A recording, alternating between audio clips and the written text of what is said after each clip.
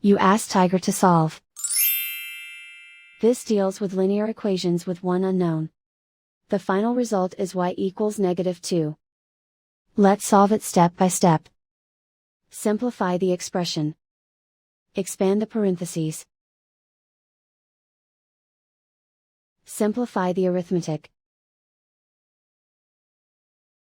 Group like terms. Combine like terms. Group all constants on the right side of the equation. Subtract 4 from both sides. Simplify the arithmetic.